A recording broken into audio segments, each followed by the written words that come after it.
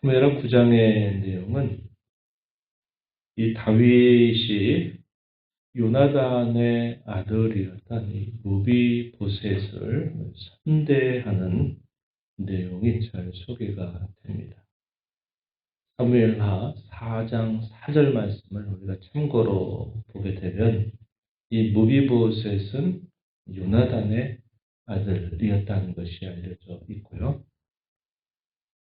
사울과 요나단이 블레셋과의 전쟁에서 죽음을 당하게 될 때 그 전사했다고 하는 소식이 당시에 이 무비보셋에게 알려집니다. 그때 이 무비보셋의 나이는 5살이었어요. 유모가 그를 키우고 있는데 그 전사 소식으로의 충격을 받아서 급히 움직이면서 그 5살 아이를 떨어뜨리게 돼가지고 이 아이가 두 발을 다 절게 되는 그런 장애를 받게 됩니다. 이 무비보셋 그가 참 얼마나 힘겨운 삶을 살았을까 하는 것은 우리가 좀 생각을 해보면 한번 충분히 가늠할 수 있으리라 여겨져요. 선대가 다 죽음을 당하게 되고 자기는 어린 나이에 두 발을 다 절게 됩니다. 그의 왕가는 다 죽임을 당하게 됐죠. 그리고 자기 혼자 남아있는데 자기에게는 장애가 있습니다. 그리고 자신의 부모를 따르던 모든 이스라엘 사람들은 이제 마음이 돌아서서 다윗을 따르게 된 겁니다. 그래서 자신이 여러 가지를 생각해 봤을 때는 참 불우하고 힘겨운 삶을 살아왔을 것이다. 이렇게 충분히 여겨집니다. 사람에게 대접받고 살기 어려웠던 아마 그런 모습이 아니었겠나 이런 생각을 하게 돼요. 그 사람은 누가 돌봤냐면 마길이라고 하는 사람이 그 무비보셋을 돌보고 있었다. 이렇게 우리가 본문 속에서 확인을 합니다. 다윗은 왕이 되고 내적으로는 나라를 잘 정비해서 하나님이 어떠하신 의와 공평을 잘 드러낸 일에 힘을 기울이고 대외적으로는 사방에 있는 모든 이스라엘의 대적들을 다 파하고 그들에게 승리를 계속적으로 이루어내는 그런 과정에 있었습니다. 아마도 여러 가지 면에서 대단히 분주하게 하루하루를 살아왔을 거예요. 어느 정도의 시간이 흘렀는지는 알지 못합니다. 다윗이 유다의 왕으로 7년을 다스리게 될 때 이 무이보셋은 12살의 소년이었겠죠. 그리고 온 이스라엘 왕이 된 이후에 정복 정쟁을 계속 벌이게 되고 또 나라를 정비하게 되는 시간들이 얼마나 흐르는지 몰라요. 그래도 그의 이 무이보셋의 나이는 많지 않았을 것이다. 우리가 이렇게 생각해 볼 수 있습니다. 다윗이 사울의 집에 남아있는 사람이 누구 없는가를 물어묻게 됩니다. 그때 이 집안에 있었던 종이 한 명 있었는데 시바라고 하는 사람이죠. 이 시바라고 하는 사람이 한 명이 이렇게 소개를 해주는데 바로 그가 요나단의 아들인 무이보셋이 있습니다. 라는 사실을 알리게 됩니다. 이러한 상황들을 잘 모르게 되면요. 어떤 생각을 할 수 있습니까? 완전히 씨를 말려버리려고 하는 모양이다. 이런 생각을 충분히 할 수 있어요. 행여나 어떤 일이라도 또 반역을 꾸미게 되고 그걸로 인해서 또 어려움을 만들 수 있는 것이 아닌가 이런 생각을 또 할 법도 한데 다윗이 그렇게 묻는 그 물음의 동기가 무엇이냐면 자신이 옛적에 이 사울의 아들이었던 요나단과 자신과 맺은 언약을 그가 계속 기억을 하고 있는 겁니다. 요나단이 뭐라고 다윗에게 부탁을 하냐면 하나님께서는 너를 분명히 이스라엘의 왕으로 삼으실 거다. 난 분명히 알고 있다. 그때 우리의 자손들 잘 좀 돌봐달라라고 하는 부탁을 하게 되고 다윗이 그것에 대해서 약속을 하게 된 것입니다. 약속했던 사람은 이미 세상을 떠나고 없지만 자신이 그 약속했던 그 약속은 여전히 계속 그가 기억하고 혹여나 어떤 사람이 있다면 그 사람에게 내가 약속한 대로 내가 선대하겠다 하는 그런 마음을 가지고 물어본 질문입니다. 1절 하반절에 보니까 내가 요나단으로 말미암아 그 사람에게 은혜를 베풀 것이다. 이렇게 말을 한 겁니다.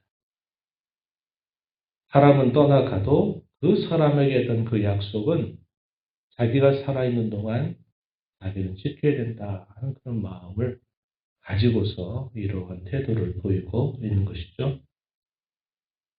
이 사울의 집에 속해 있었던 이 시바에게는 아들이 15명이 있었고 총 20명을 거느렸다. 이렇게 알려져 있습니다. 다윗이 그 시바를 불러서 시바에게 묻습니다.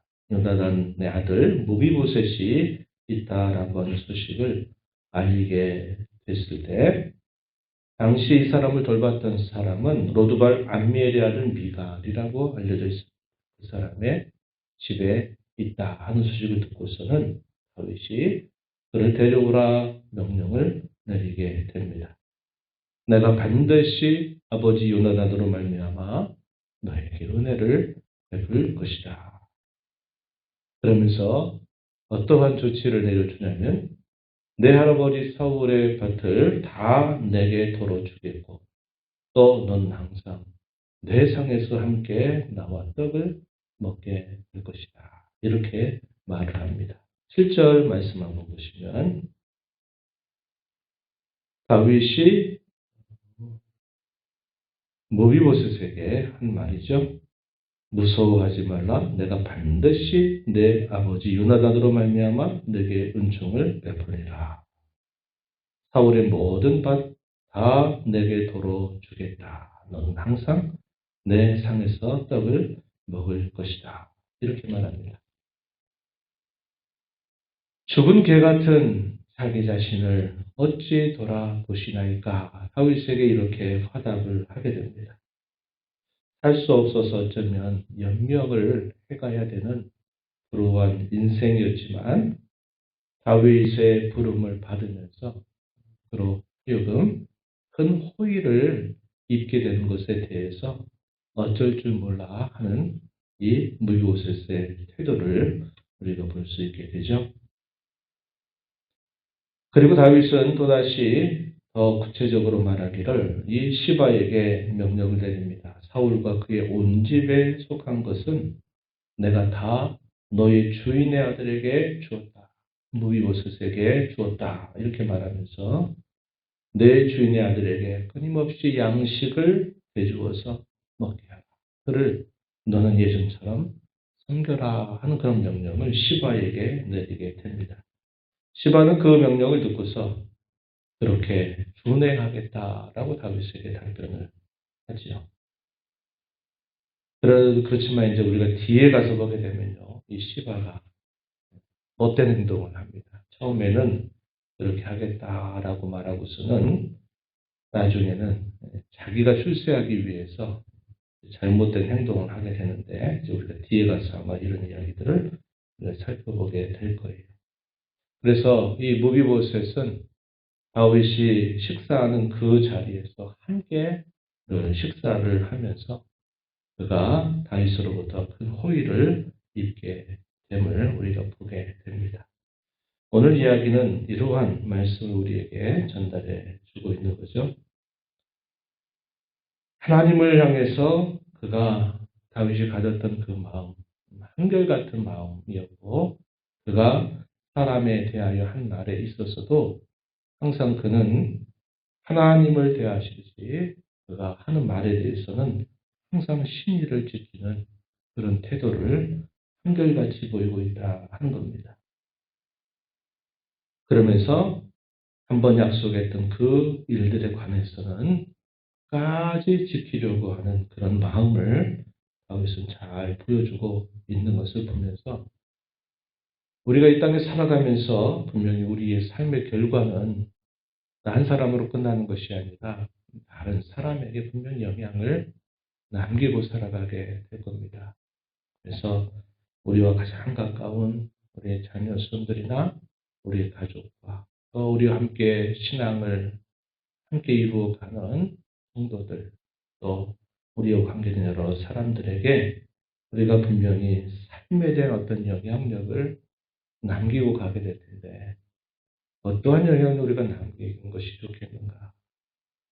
좋지 않은 영향보다는 선한 영향력을 잘 드러내는 삶을 우리가 사는 것이 대단히 중요하다 하는 것을 우리가 알게 됩니다. 요나단이 참 얼마나 많은 어려움들 속에서도 다윗을 향해서 갖는 그 마음이 한결같았어요. 우리가 앞에서도 살펴본 바가 있지만 이 다윗과 요나단의 마음을 이렇게 하나로 연합하게 하는 데 있어서 가장 중요한 계기는 뭐냐면 하나님을 향한 같은 신앙의 고백이었습니다. 요나단도 자신이 큰 국가적인 위기에 처했을 때 자기의 군사를 데리고 대적의 진영으로 뛰어들면서 그가 했던 말 우리가 기억하죠? 전쟁의 승패가 사람의 많고 적음에 달려있지 않고 오직 하나님께 달려있다 라고 말하면서 그 위기를 뚫고서 오히려 큰 승리를 이루어내는 계기를 마련했고 또 다윗의 경우도 골리앗과의 싸움에서 그리고 그 이후의 모든 전쟁에서 항상 이러한 태도를 취했던 것이 그들의 마음을 하나로 묶어줬던 것을 보게 됩니다. 그들의 언약에 있어서 하나님이 중심이 되었고 그들이 하는 모든 말들이 하나님 앞에서 그들이 했던 말을 늘 기억하며 평생토록 한결같은 마음을 가지고 살았던 것이죠. 요나단이 죽고 난 다음에 다윗은 여전히 그러한 태도를 그의 자식이었던 무이보셋을 향해서 베풀고 있는 것을 우리가 보게 됩니다. 우리 성도가 살면서 분명한 영향력을 남기게 될 텐데 선하고 좋은 영향력을 남기기 위해서 무엇보다 우리가 하나님을 사랑하고 하나님을 잘 섬기고 하나님 앞에 신실한 대로 다른 사람을 대할 때도 그런 신실함을 잘 보이며 살아야 되는 것 정말 중요하다는 것을 우리가 하나 교훈받고요. 우리 자신과 관계에서는 그런 선한 영향력을 끼치는 자로 살 것이고 다른 사람과 관계에서는 어떤 태도를 가지면 좋겠습니까? 선대가 혹은 좋지 않은 영향을 준다 하더라도 그 사람을 대할 때 그것을 연결시키지 않도록 보는 자세가 중요합니다. 그렇죠? 그리고 반대로 선대가 좋은 영향력을 남겼을 때는 또 역시 그것을 봐서라도 좋게 여기는 태도죠. 이것이 성도로서 다른 사람을 대할 때 가져야 될 마음가짐이에요. 그에 앞선 사람이 뭔가 잘못했다 그래서 그 잘못을 그의 후대에 그것을 더 씌워서 그런 태도로 대해서도 안 될 것이고 반대로 좋은 영향력이 있다면 그 좋은 것을 기억해서 또 선대할 줄 아는 그런 마음을 갖고 살아가는 거죠. 자신과 관계에서는 선한 영향력을 그리스도인으로 내가 남기기 위해서 힘써 살아가는 삶을 살아가는 것. 이렇게 살아간다면 하나님이 참으로 기뻐하는 삶이 될 것이다. 우리는 이렇게 배우게 되는 겁니다. 우리가 사람을 대할 때 실수하지 않는 중요한 하나의 계기가 있어요. 뭐냐면 항상 하나님을 앞에 두고 생각하는 겁니다. 어떤 사람을 대할 때라도 그런 마음을 가지고 대하는 거예요. 에베소 5장 21절 말씀 그리스도를 경외함으로 피차 복종하라 이런 말씀을 하시면서 남편이 아내에게 대하여 아내가 남편에 대하여 또 부모가 자녀를 대하여 반대로 자녀가 부모를 대하여 세상살이 속에서 상정과 그 아래에 있는 사람이 서로를 대하는 모든 자세에 있어서도 분명히 말씀하는 중요한 전제의 명령이 바로 그겁니다. 그리스도를 경외함으로 피차 상호간에 복종하라 이렇게 말씀을 하시는 거예요. 우리의 가정을 생각하는 달을 보내면서 우리가 누구를 대하든 간에 항상 그리스도를 우리 그 사람 사이에 두고서 그 대상을 생각하게 된다면 우리는 하는 죄와 실수들을 벗어낼 수 있다는 것입니다. 그래서 항상 그리스도를 사이에 두고 우리가 사람을 대하는 그런 훈련들을 잘 하게 된다면 다윗이 이렇게 무이보셋을 선대하는 것과 같은 그런 좋은 삶의 모습을 우리로 나타내며 살아갈 수 있게 될 것입니다. 오늘 우리 마음에 새기면서 모든 사람을 그런 마음으로 선대하며 대할 줄 알므로 우리 하나님의 귀한 사랑을 잘 드러내는 저와 여러분 되기를 바랍니다. 하나님 아버지, 이 새벽 시간에도 저희들을 깨워주셔서 오늘도 새 날을 주신 아버지 앞에 나와 찬양을 드리며 오늘도 저에게 주시는 말씀을 통해서 저희가 이 땅에 살아가는 동안 어떻게 사람을 대하며 살아가야 될지를 도움받게 하심을 감사드립니다. 하나님 앞에서 요나단과 맺었던 그 언약을 비록 그가 죽고 사라진 뒤에라도 그 했던 약속을 끝까지 이행하려고 하는 다윗의 그 신실한 모습을 저희가 살펴보면서 저도 이 땅에 살아가는 동안 분명히 어떠한 영향을 남기고 떠나가게 될 것인데 우리 자녀 손들에게 함께 교회를 이루는 같은 신앙의 공동체 안에 있는 성도들에게 더 많은 사람들에게 선하고 좋은 영향력을 잘 드러내며 살아가는 삶이 되게 하옵시고 다른 사람과 관계에서는 항상 그리스도를 사이에 두고 그들을 선대하는 마음을 가지고 살아가는 저희들의 삶이 되게 하여 주옵소서.